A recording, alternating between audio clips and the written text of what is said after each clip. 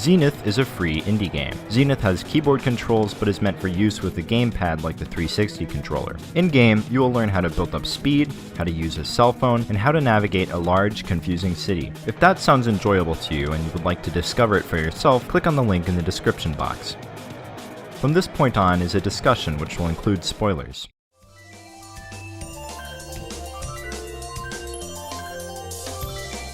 Zeneth feels unplanned. It begins with a tutorial, a series of long rooms which end in very small funnels. You try to speed up and then you're ground to a halt. Instructions pop up in a distracting manner, but since they're not centered, they also fail to grab your attention and sink in. All of the basic game mechanics are introduced, but the battle minigame is easy to miss, and the most important aspect of the physics, the buildup of speed during a wall grind, is given an only cursory mention, making it easy to believe that skiing down slopes is the only good way to accelerate. Struggling to understand the in-game goals and rules of Zeneth is an important part of the experience that it offers. Exploring its city is like piecing together a puzzle. Every time you complete a mission, the goal arrow reverts to its default state, pointing straight up, telling you to get to the moon. But early in the game, even simply getting to the ring at the top of the city seems impossible, to the point where the two tasks become synonymous. Zeneth is a trove of mysterious attractions, which include hidden chambers, a golden eagle, and a lengthy glass tunnel. But it's the appeal of these natural, confident mysteries which makes other mysteries in Zeneth remarkably unattractive. Beginning with the awkward tutorial, which should have been either done away with or focused down, Zeneth presents a number of loose ends.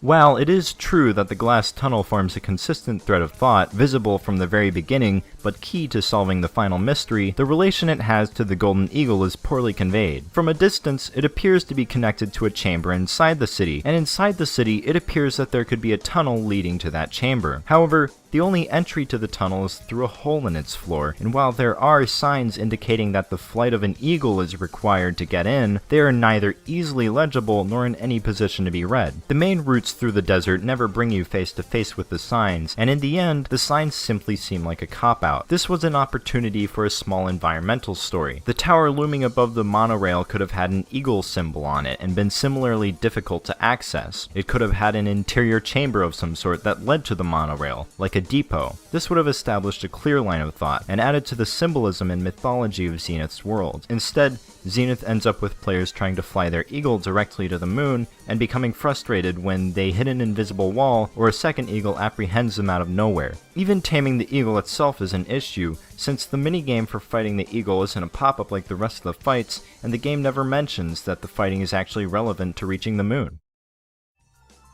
It seems like the makers of Zeneth took a crack at storytelling and didn't know where to start. The basic idea for the world of Zeneth is that all of the people have become addicted to a cell phone pocket pet game, and that it's up to you to break them free from the trance by handing out old-fashioned magazines. But your character also plays the cell phone game, and for some reason, Zeneth has a real-world Twitter feed in it, even though everyone in the game communicates with email. At surface level, the world of Zeneth is satisfying. Painted a bit like a Mexican restaurant, which fits the western desert theme, the city is also partially in ruin, possibly as a result of the inhabitants being too preoccupied with their phones to run any maintenance.